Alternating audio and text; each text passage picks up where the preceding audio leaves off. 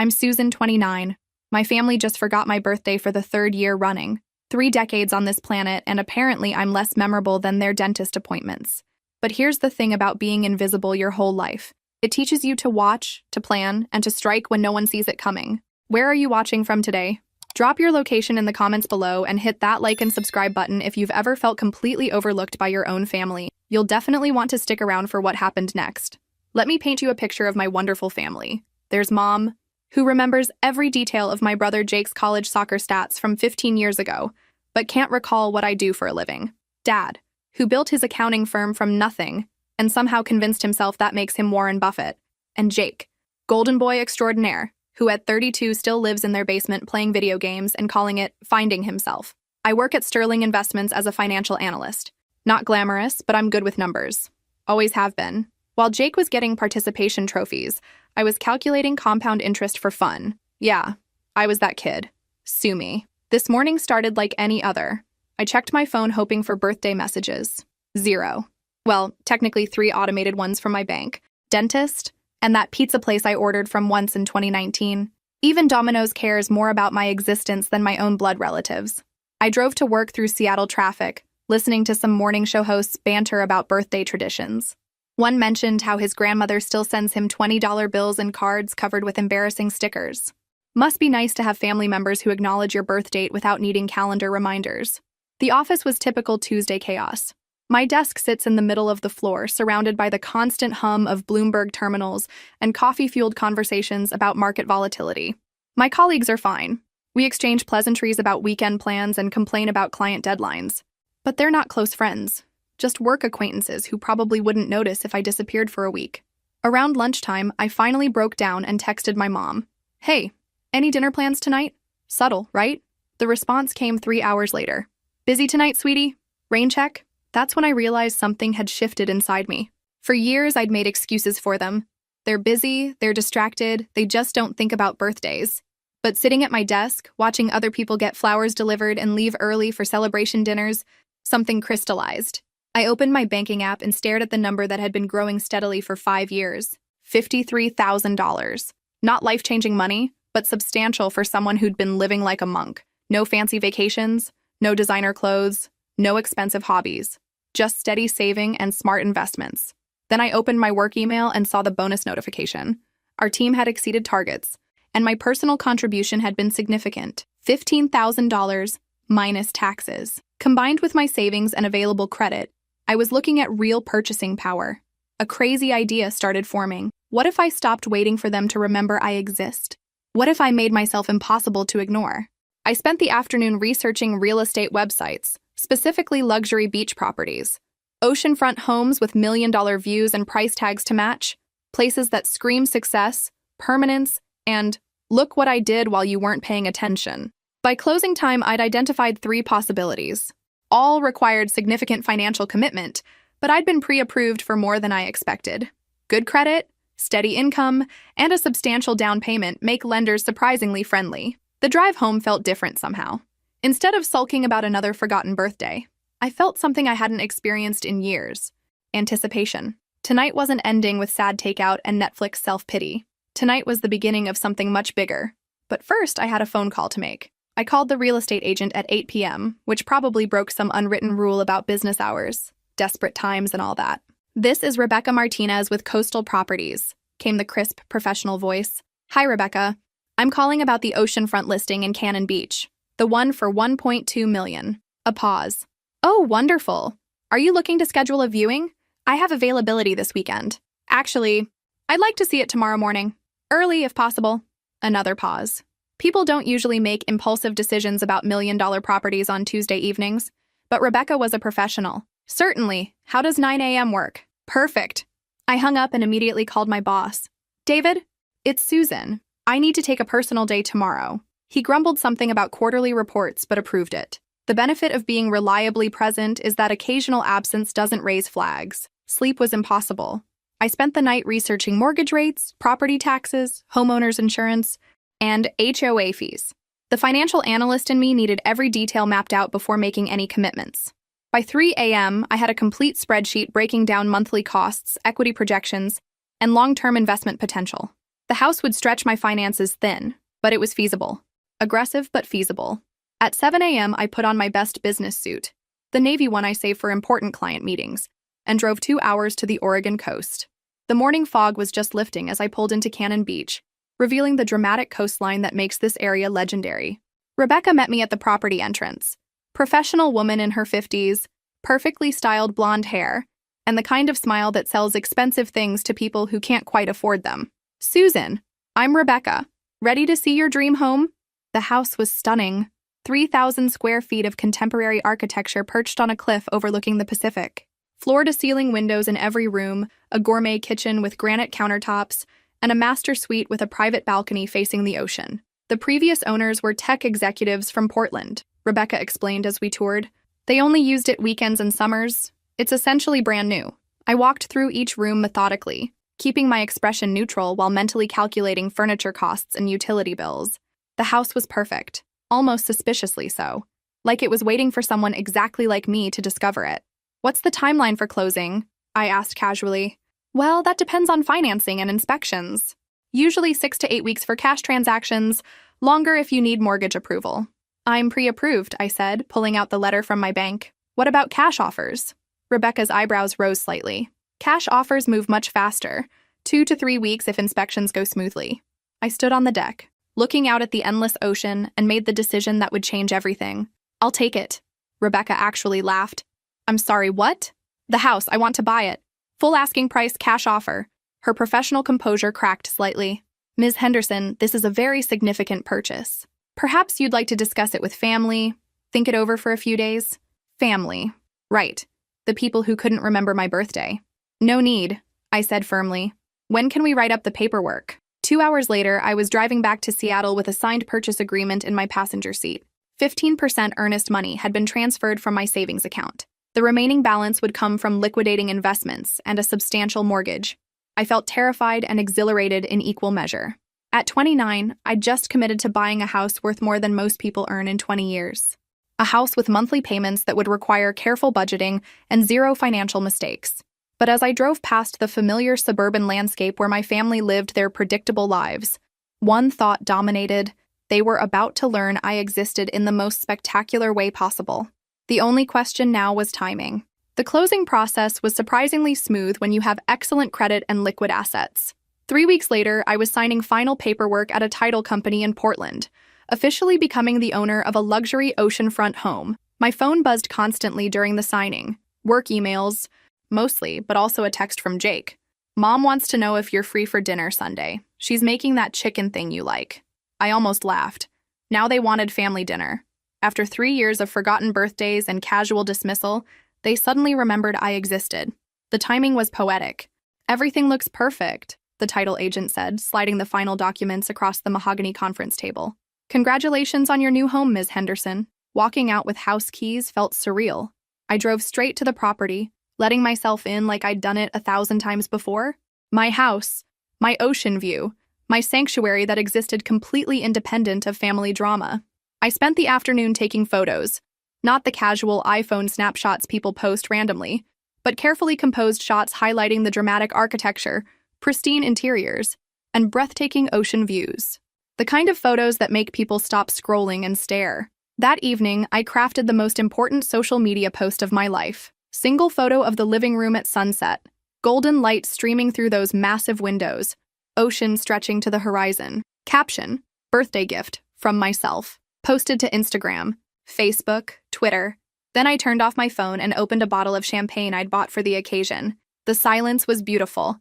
No notifications, no family obligations, no disappointed expectations. Just me, my house, and the rhythmic sound of waves below.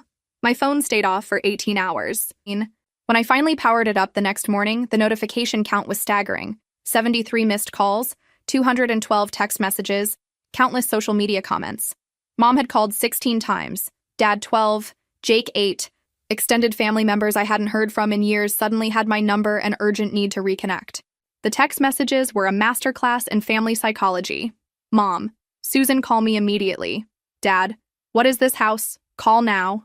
Jake: "Dude, WTF, call home." Aunt Linda: "Honey, we need to talk about this purchase." Cousin Michael: Susan, this is Michael. Please call when you get this. But my personal favorite came from my grandmother. Beautiful home, sweetheart. About time you did something for yourself. Even Grandma got it. I made coffee and sat on my deck, reading through messages while watching surfers tackle the morning waves. Each increasingly frantic text revealed how thoroughly I'd disrupted their comfortable assumption that little Susan would always be waiting patiently for their attention. The irony was delicious. For years, they'd treated me like background noise in their lives. Now, I was the only thing they could think about. Have you ever experienced a moment when people who ignored you suddenly needed your attention? Drop a comment about how you handled it. Around noon, I decided to answer one call. Jake's number appeared on the screen. Susan, finally! What the hell is going on? Good morning to you too, Jake. Mom's been calling everyone trying to figure out how you bought a house like that. Dad thinks you won the lottery. Aunt Linda thinks you're involved with some rich guy. Everyone's going crazy. I sipped my coffee, watching a fishing boat navigate the swells. Crazy about what exactly? The house, Susan. That's like $1 million house. Where did you... Are you okay? I'm perfectly fine, just enjoying my coffee with an ocean view. Silence. Then, you actually bought it, you're really living there. I really am. But how? And there it was. The question that revealed everything about how they saw me.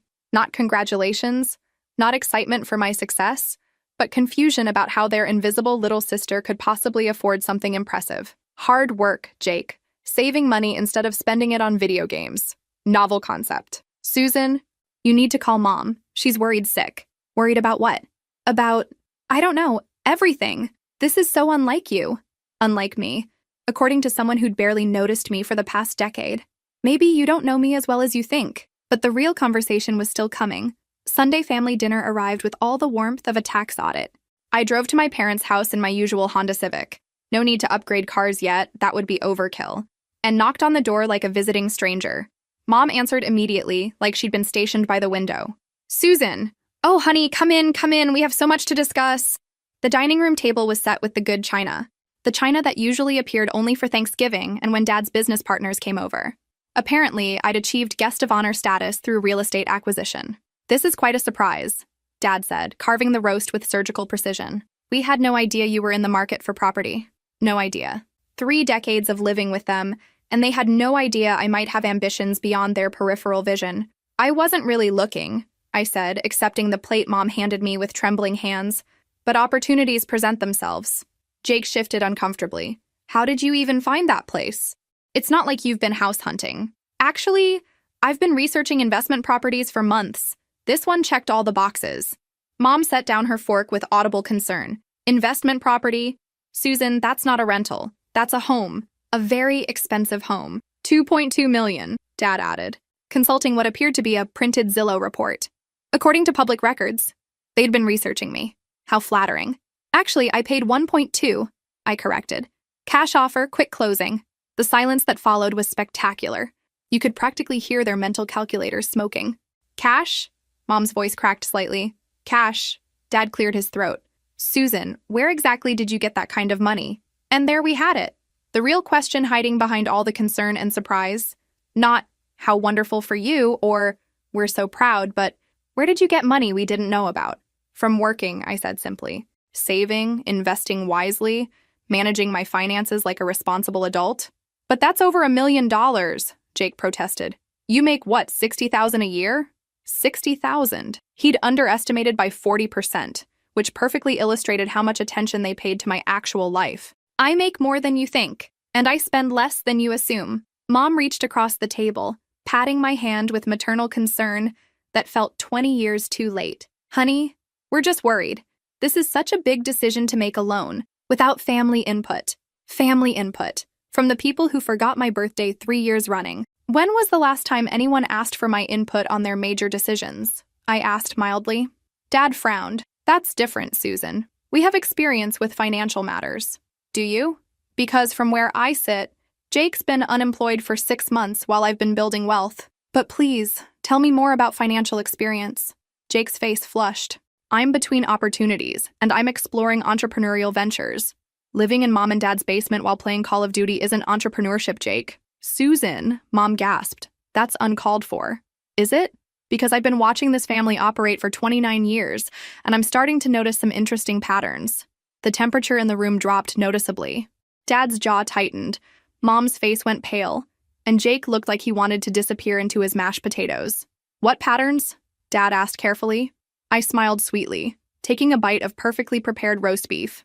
"Oh, don't worry about it. I'm sure it's nothing important." But I could see it in their eyes, the dawning realization that their dismissive little daughter had been paying much closer attention than they'd ever imagined. The rest of dinner passed in uncomfortable small talk, but the dynamic had shifted permanently. For the first time in my life, I held cards they wanted to see, and I was just getting started. The week following family dinner was enlightening. Suddenly my phone rang constantly, not just immediate family, but extended relatives who'd been essentially strangers for years. "Susan, darling, it's Aunt Carol. I was just thinking we should get together for lunch. Catch up on your exciting new life." Aunt Carol, who'd skipped my college graduation because she had a yoga retreat. "Susan, honey, this is Cousin Jennifer. Mom told me about your beautiful new home. I'd love to see pictures." Cousin Jennifer, who'd unfriended me on social media after I missed her wedding. I was in finals week and she knew it. The pattern was transparent. Money talks, and apparently mine had found its voice. My work life improved dramatically too. Word travels fast in financial circles, and owning oceanfront property sends specific signals about professional success. My boss David started including me in client meetings that were previously above my pay grade. "Susan has excellent instincts for investment opportunities," he told the Hoffman Group during Thursday's presentation. "She clearly understands market timing." If only he knew how accurate that assessment was. Friday evening, I drove to my beach house for the first weekend as an official resident. The 2-hour drive from Seattle felt like traveling between different worlds. Corporate analyst Susan with her budget concerns and family obligations, and beach house Susan who owned something magnificent. I'd ordered minimal furniture online: a bed, couch, dining table, basic appliances. Nothing fancy yet, but enough to make the space livable. The house was gorgeous empty, but it needed warmth to become home. Saturday morning brought unexpected visitors. "Susan, are you there?" Mom's voice called from the front door. I looked through the peephole to see both parents standing on my deck, looking appropriately impressed by the ocean view and contemporary architecture. "Mom, Dad, what are you doing here?" "We wanted to see your new place," Dad said when I opened the door. "Bring a housewarming gift." The gift was a generic fruit basket from Costco. Thoughtful. "How did you get my address?" "Public records," Dad replied matter-of-factly. "Property ownership is public information." Of course it was. They'd researched me like a potential business investment. I gave them the tour, watching their expressions shift from skeptical concern to obvious envy. Every room brought new appreciation for exactly how far their supposedly struggling daughter had come. "The kitchen alone must have cost $50,000, Mom murmured, running her fingers along the granite countertops. "The view is certainly spectacular," Dad admitted, standing on the deck overlooking endless Pacific blue. We sat in the sparsely furnished living room, afternoon sunlight streaming through those massive windows. For several minutes, nobody spoke, just waves crashing below and the awkward silence of a family recalibrating their assumptions. "Susan," Mom finally said, "we owe you an apology." I waited. "We've been distracted, focused on Jake's struggles instead of recognizing your achievements." "Distracted for 3 years?" Dad shifted uncomfortably. "Your birthday. We should have remembered. Should have, but didn't. We're remembering now," Mom said hopefully. "We want to be part of your life, your success." There it was. Now that I had something impressive, they wanted inclusion. "That's interesting timing," I observed. "What do you mean?" "I mean you've shown zero interest in my life until I bought something that got your attention. Now suddenly you want to be involved." They exchanged uncomfortable glances. "It's not about the house," Mom protested weakly. "Isn't it? Because if I lived in a studio apartment and worked at Starbucks, would you be here right now?" The silence answered my question. I stood up, walking to the window overlooking my private stretch of beach. "I'm not angry anymore, but I'm not pretending this is about renewed family affection either. Susan, you're here because you're curious, because you want to understand how I manage this without your knowledge or approval, because suddenly I'm interesting." Dad cleared his throat. "We've always found you interesting." I turned back to face them, and for the first time in my life, I was completely honest with my parents. "No, you haven't. But you're about to." 3 weeks into beach house ownership, I'd developed a comfortable routine. Drive down Friday evenings, spend weekends furnishing and decorating, return to Seattle Sunday nights for the work week. It was expensive maintaining 2 residences, but the mortgage payments were manageable with careful budgeting. More importantly, the psychological transformation was remarkable. Having a space that belonged entirely to me, where family drama couldn't intrude, gave me perspective I'd never experienced. For the first time, I could see my relationships clearly instead of desperately trying to fix them. The family attention continued intensifying. Jake started texting regularly, asking about investment strategies and building wealth. Mom called twice weekly with transparent excuses to check on my well-being. Dad began forwarding financial articles with subject lines like, "Thought you'd find this interesting." I responded politely but kept conversations superficial. They were performing interest in my life, not expressing genuine curiosity about who I'd become. Wednesday brought an unexpected development. Rebecca Martinez called with an unusual request. "Susan, I have something unusual to discuss. Are you available to talk?" "Of course." "What's going on?" "I've been contacted by someone interested in purchasing your property. Sight unseen, cash offer, significantly above market value." I sat up straighter in my office chair. "How significantly?" $3.4 million. I nearly dropped my phone. A profit of over $2 million after 3 weeks of ownership. "Who's the buyer?" "Technology executive from California. He's relocating to Oregon and wants oceanfront property immediately. No inspections, no contingencies, can close within 10 days. The offer was life-changing money, enough to pay off the mortgage, purchase a smaller property outright, and bank millions for future investments.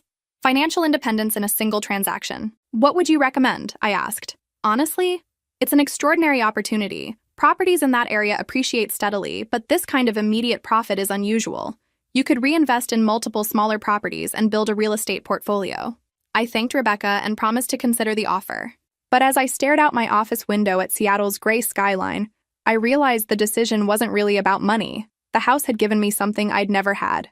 A dramatic demonstration of my capabilities. Proof that I could execute complex financial decisions independently and successfully.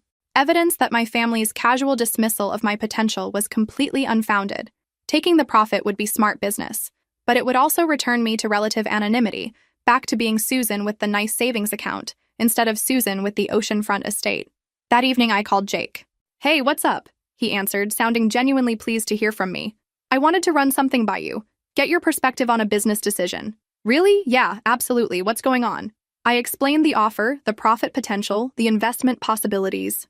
Jake listened carefully, asking surprisingly thoughtful questions about tax implications and market timing. "So, what's the downside?" he finally asked.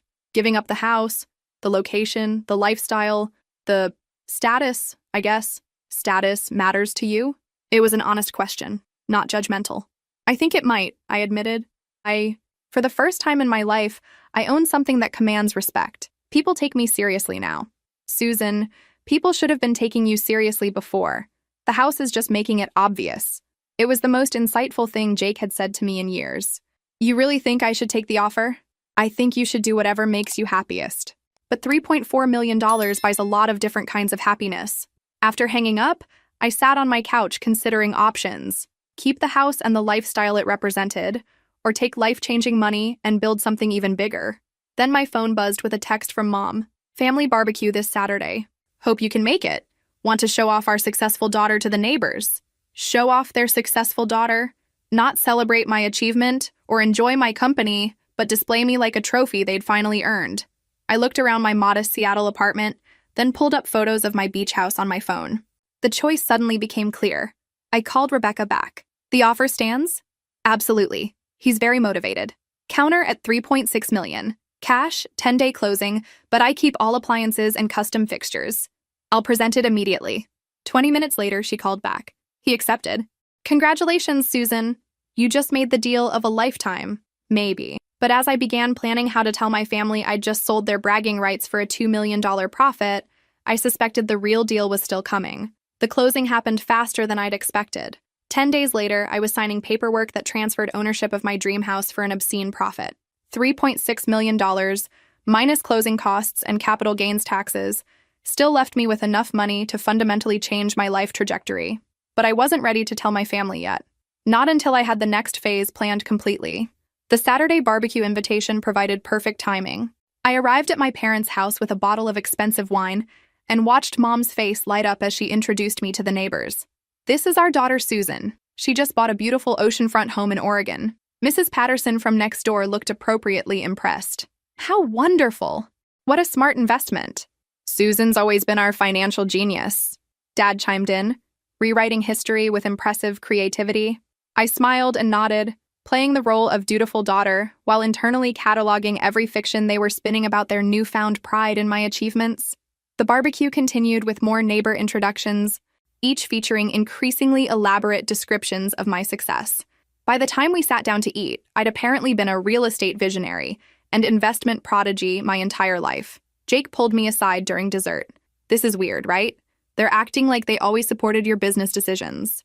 Extremely weird, I agreed. But also instructive. What do you mean? I mean, I'm learning exactly how much their opinion of me depends on external validation from strangers. He frowned. That's pretty harsh. Is it? Because 3 weeks ago they were worried about my impulsive purchase. Tonight I'm a financial genius. The only thing that changed was other people's reactions. We stood watching our parents hold court with the neighbors, enthusiastically discussing my career trajectory and investment acumen. The performance was flawless, except for being completely fabricated. So what's your plan? Jake asked quietly. My plan? Come on, Susan, I've known you my whole life. You always have a plan. Smart boy. Apparently someone in the family had been paying attention. What makes you think I have a plan? Because you're too calm. If I made that kind of money in 3 weeks, I'd be telling everyone, you're just watching, like you're waiting for something. I looked at my brother, really looked at him, and realized he'd developed more insight than I'd given him credit for. Maybe living in our parents' basement had provided its own education and family dynamics. You want to know what I'm waiting for? Yeah, I'm waiting to see how far they'll go. How much of their previous dismissal they're willing to pretend never happened. And then I'll decide what kind of relationship we're going to have going forward. Jake was quiet for several minutes, processing this. You sold the house, didn't you? I stared at him. What makes you say that? Because you're too relaxed about people calling you a real estate genius. If you still owned it, you'd be worried about living up to their expectations. But you don't care what they think anymore. Definitely smarter than I'd realized. I sold it. I confirmed quietly. For how much? Enough, Susan. Enough to never worry about money again, Jake. Enough to make choices based on what I want, instead of what I can afford. His eyes widened as the implications sank in. Holy shit. Language, I said automatically, then laughed. Sorry, that sounded like Mom. What are you going to do now? I watched our parents continue their performance for the neighbors, spinning tales of their brilliant daughter's success. Mrs. Patterson was asking for investment advice, clearly assuming I was some kind of financial wizard. I'm going to give them exactly what they want, I said finally, which is a daughter they can be proud of. But Jake caught the edge in my voice. You're planning something. I'm planning everything. What do you think will happen next? Drop your predictions in the comments. I have a feeling you're going to be surprised by what comes next. Monday morning, I submitted my resignation letter to David. 2 weeks' notice, professional and courteous, with no explanation beyond pursuing other opportunities. His reaction was predictable panic. Susan, if this is about money, we can discuss a raise. Your recent performance has been exceptional. Recent performance. Funny how buying expensive real estate had suddenly improved my professional evaluation. It's not about money, David. I'm exploring different directions. Real estate development? Investment banking? Where are you going? I smiled mysteriously. I'll let you know when I figure it out. The truth was, I didn't need to figure anything out immediately. With careful investment of my house sale profits, I could live comfortably for decades without working, but that wasn't the point. The point was freedom to choose what came next based on passion rather than necessity.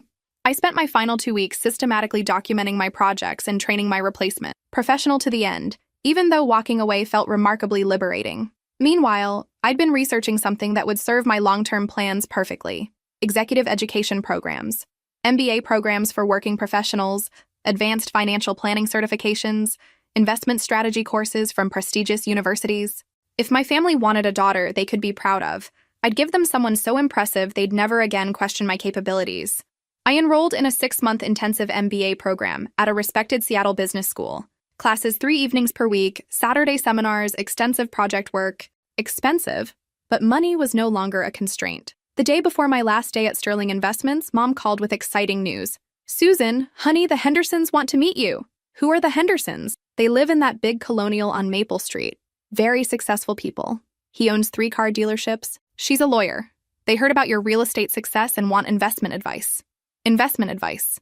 From someone they'd never shown interest in before I bought expensive property. That's flattering, but I'm not really qualified to give investment advice. Don't be modest. You've obviously got natural talent for financial matters. Natural talent she'd never noticed during 29 years of close proximity. Actually, Mom, I have some news. I'm going back to school. School? For what? MBA program. Advanced Business Strategy, Corporate Finance, Investment Management. Silence. Then, oh, well, how long will that take? 6 months for the intensive program? Then probably additional certifications. Will you still have time for family dinners? There it was. Her primary concern wasn't my educational goals or career development, but whether my schedule would accommodate their newfound desire for my company. I'll make time for what's important, I said carefully. Of course family is important, Susan. Is it? Because it's taken you 3 years to notice I exist. Another silence. That's not fair. Isn't it? When was the last time you called me before I bought the house? Well, we've been busy and you seem so independent. Independent. Right. Susan, I don't understand why you're being so difficult lately. Difficult. The universal accusation used by people who don't like being held accountable for their behavior. I'm not being difficult, Mom. I'm being honest. About what? About the fact that your sudden interest in my life corresponds directly to external validation of my success. You care about me now because other people are impressed. That's not true. Prove it. How? Tell me something about my life from before I bought the house. My interests, my goals, my concerns. Anything that shows you paid attention when I wasn't worth bragging about. The silence stretched uncomfortably long. You work in finance. You're very responsible with money. That's it? You like books? Books. The generic answer people give when they have no idea what someone actually reads. What books, Mom? I don't. Fiction? I'm not sure. 29 years and she wasn't sure whether I read fiction, but she could recite every detail of Jake's failed entrepreneurial ventures and social media presence. I have to go, I said gently. Class starts soon. Susan, wait. I'll talk to you later. Mom? I hung up and sat in my car outside the business school, watching other students hurry toward evening classes. Most looked older than me, professionals upgrading their qualifications for career advancement. But I wasn't here for career advancement. I was here for something much more personal, becoming someone so undeniably successful that my family would have no choice but to take me seriously. The irony wasn't lost on me. I was investing time and money to earn respect I should have received unconditionally. But if that's what it took, I was prepared to exceed every expectation they'd never bothered to have. 6 weeks into the MBA program, I discovered something unexpected. I was genuinely good at this. Not just competent, but exceptional. My finance background gave me advantages in quantitative courses, while years of observing family dynamics had sharpened my understanding of organizational behavior and leadership psychology. Professor Williams pulled me aside after Thursday's strategic management seminar. Susan, your case study analysis was outstanding. Have you considered pursuing a consulting career? Actually, I'm exploring different options. Well, consider this an unofficial recommendation.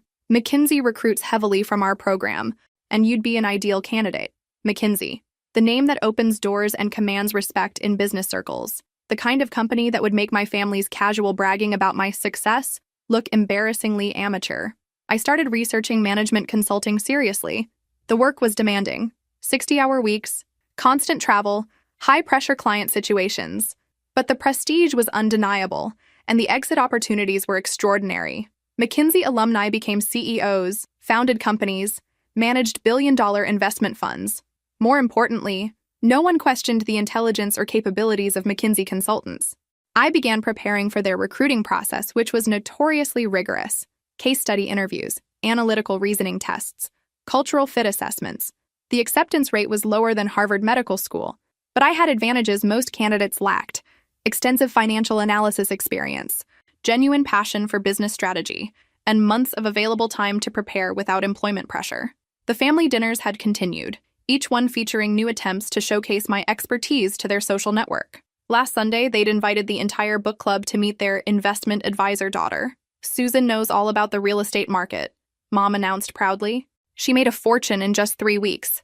The book club ladies looked appropriately impressed, asking questions about market timing and property selection that I answered carefully. No need to mention that my success had been largely luck and timing rather than sophisticated analysis. You should write a book, suggested Mrs. Chen. Real estate investing for beginners. Or start a consulting business, added Mrs. Rodriguez. People would pay good money for your insights.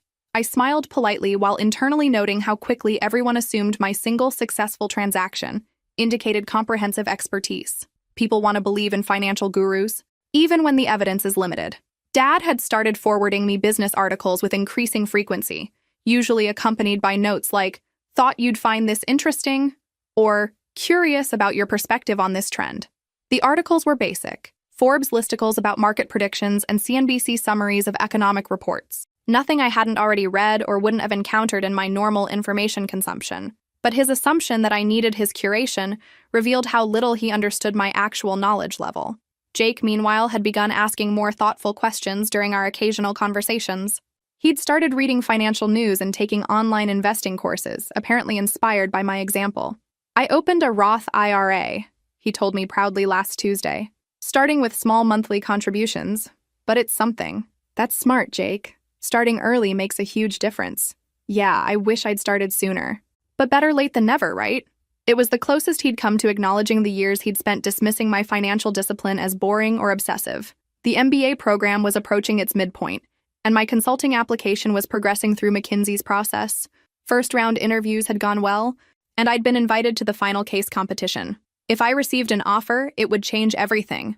McKinsey consultants commanded respect that transcended family dynamics.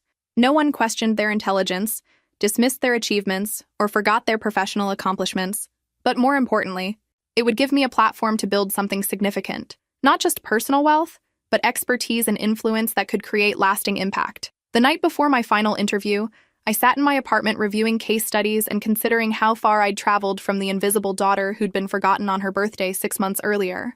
Tomorrow would determine whether I'd continue that trajectory toward becoming someone impossible to overlook. But regardless of the outcome, I'd already learned the most important lesson. My family's opinion of me said more about them than it ever had about me. The question now was what I planned to do with that knowledge. I got the McKinsey offer. Not just an offer, a premium offer with signing bonus, relocation assistance, and assignment to their Seattle office's corporate strategy practice. The partner who called with the news mentioned they'd been exceptionally impressed with my analytical capabilities and unique perspective on complex business problems. I accepted immediately. The celebration dinner my parents insisted on hosting felt surreal. They'd invited extended family, close neighbors, and several of Dad's business associates. The dining room was decorated like I'd won a Nobel Prize rather than landed a job. "To Susan," Dad announced, raising his wine glass, "who's always been destined for great things." Always been destined. The man who'd expressed concern about my impulsive house purchase 3 months earlier was now claiming he'd predicted my professional success. Aunt Linda leaned across the table during the main course.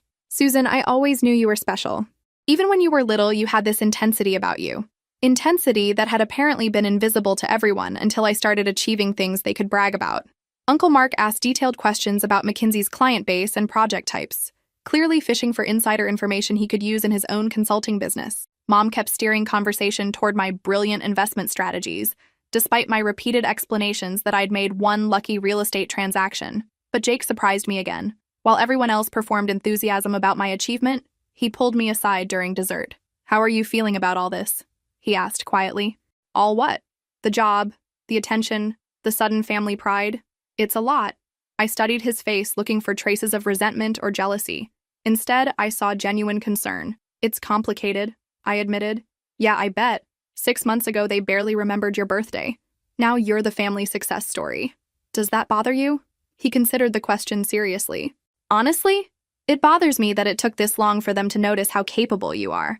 But I'm not surprised you're excelling. You've always been the smartest person in the room." "Jake, no, seriously. Even when we were kids, you understood things the rest of us missed. You just kept it to yourself. It was the most perceptive thing anyone in my family had ever said about me. Why didn't you say anything before?" "Because I was caught up in the same pattern everyone else was. Assuming you were fine, assuming you didn't need attention or support, assuming your competence meant you didn't have feelings." I felt something shift in my chest. Not forgiveness exactly, but recognition that at least one family member was capable of honest self-reflection. "I'm sorry," he continued, "for not seeing you clearly, for not being a better brother, Jake. And I'm sorry about your birthday. All those birthdays, that was inexcusable." I felt tears threatening and forced them back. This wasn't the time or place for emotional breakthroughs. "Thank you," I said simply. "So what happens now? With the family, I mean." I looked around the dining room at my parents basking in reflected glory, my relatives networking for their own benefit, my father's associates treating me like a potential business connection. "I'm going to give them exactly what they want," I said finally. "Which is? A daughter so successful they can't ignore her, dismiss her, or take her for granted. And then? Then I'll decide whether that's enough. Jake nodded slowly. Fair enough. But Susan? Yeah? Don't lose yourself trying to impress people who should have been impressed all along. The McKinsey orientation began the following Monday. 30 new consultants from prestigious MBA programs, each carefully selected for analytical ability and leadership potential. I was one of only 6 hired directly from intensive programs, rather than traditional 2-year MBAs. The work was exactly as demanding as advertised. 12-hour days, complex client problems, constant pressure to deliver innovative solutions. But I thrived in the environment, finding satisfaction in the intellectual challenges and professional respect. My first project involved analyzing market entry strategies for a Fortune 500 manufacturing company. 3 weeks of intensive research, financial modeling, and strategic recommendations. When I presented findings to the client's executive team, their response was immediate and enthusiastic. Outstanding analysis, the CEO told my project manager afterward. We'd like Susan involved in the implementation phase. Implementation phase. Extended client engagement, revenue recognition, all good things for a new consultant's career trajectory. But the real satisfaction came from something else entirely. Absolute confidence in my professional capabilities. No family dynamics, no personal history, no preconceptions about my potential.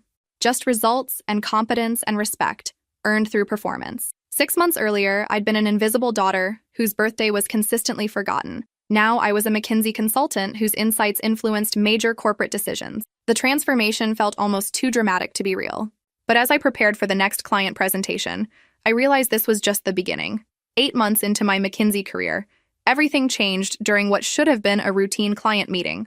I was presenting market analysis for a mid-sized technology firm when their CEO, David Chen, interrupted my presentation with an unexpected question.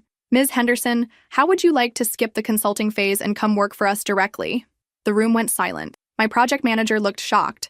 The client team exchanged glances, and I felt my career trajectory shift in real time. I'm sorry? I managed. Chief Strategy Officer position. We're expanding into new markets and need someone with your analytical capabilities and strategic thinking. The consulting recommendations are excellent, but we want the person who created them. CSO. At 29. For a company with $800 million in annual revenue, that's quite an offer. Could I have some time to consider? Of course. But Susan, may I call you Susan? Opportunities like this don't come along often. The drive back to the McKinsey office felt surreal.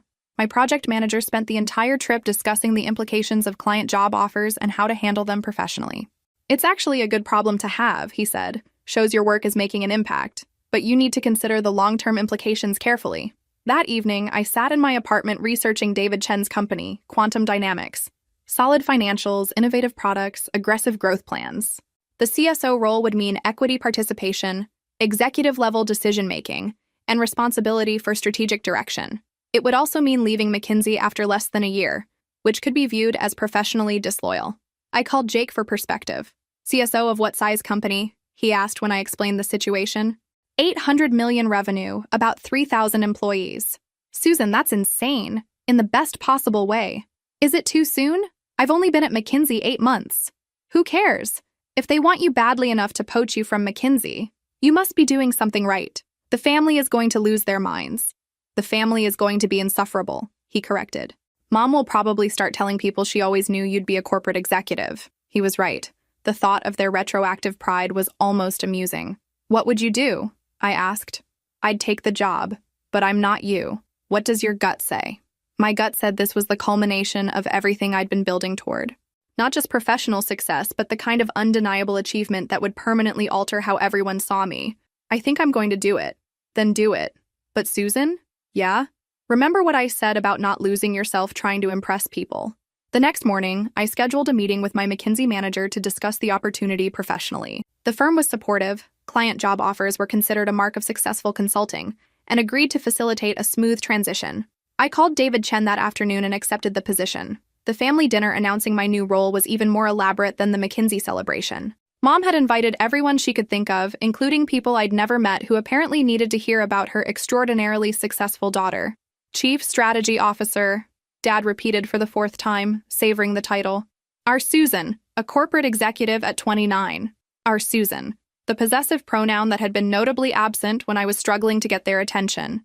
The evening reached peak absurdity when Mom started discussing my leadership qualities with complete strangers, describing characteristics she'd never acknowledged during my actual childhood. But something had shifted inside me during the months of professional success. The validation I'd once craved from them felt less important now. Their pride was pleasant, but no longer necessary. Jake noticed the change during a quiet moment on the deck. "You seem different," he observed. "How so?" "Less invested in their reactions, like you're watching a performance instead of participating in it." "Maybe I am. That's probably healthy." "Probably." We stood watching our parents hold court inside, enthusiastically describing my achievements to people who'd never heard my name before tonight. "Do you think they'll ever actually see you?" Jake asked. "The real you? Not just the successful version?" I considered the question carefully. "I don't think they're capable of that level of depth." "That's sad." "It used to be sad.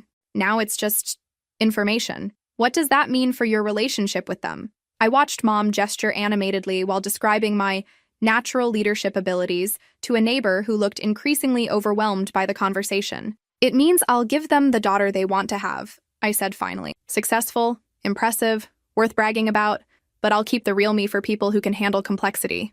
"People like who?" "People like you, when you're being honest." Jake smiled. "I can live with that." As the evening wound down and guests began leaving, I realized I'd reached a strange kind of peace with my family dynamics. They would always be who they were. People who equated worth with external achievement, who needed social validation to recognize value in their own children. But I was no longer who I'd been, the daughter desperate for their approval, willing to accept scraps of attention as evidence of love. Tomorrow I would start my new role as Chief Strategy Officer, continuing the trajectory that had transformed me from invisible to unavoidable. But the real transformation had been internal, learning that my worth wasn't determined by their recognition of it, and that realization was worth more than any job title. 2 years later, I stood in the executive conference room of Quantum Dynamics, presenting our acquisition strategy to the board of directors. The company had grown from $800 million to $1.2 billion in revenue under my strategic guidance, and we were positioned for international expansion. "Outstanding work, Susan," Board Chair Margaret Walsh said as I concluded the presentation. "Your leadership has been transformational." Transformational. It was a word that perfectly described the past 3 years of my life. After the meeting, I drove to my parents' house for Jake's engagement party. He'd met Sarah, a pediatric nurse, 6 months earlier, and their relationship had progressed with surprising maturity and depth. The backyard was decorated for celebration, filled with family and friends genuinely excited about Jake's happiness. For once, the gathering felt authentic rather than performative. "Susan," Mom greeted me with the excessive enthusiasm she'd adopted since my professional success. "Come meet Sarah's parents. They're so impressed that Jake's sister is a corporate executive." Even at Jake's engagement party, I was being deployed as a family credential. But something had changed in how I responded to these moments. Instead of feeling frustrated or invisible, I felt amused, like watching characters in a play perform their assigned roles. "Mom," I said gently, "this is Jake's night. Let's focus on him and Sarah." She looked momentarily confused by my redirection, then recovered with her practiced smile. "Of course, dear." I found Jake and Sarah by the dessert table, looking genuinely happy together. Sarah was warm and intelligent, with the kind of grounded confidence that suggested she saw Jake clearly, both his strengths and areas for growth. "Congratulations," I told them sincerely. "You look perfect together." "Thanks."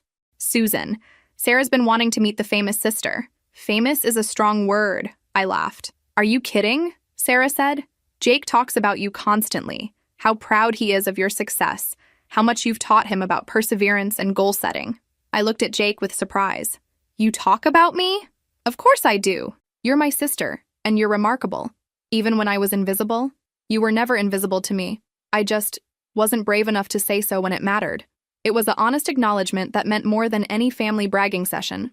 Later that evening, as I prepared to leave, Dad pulled me aside for a conversation I'd been expecting for months.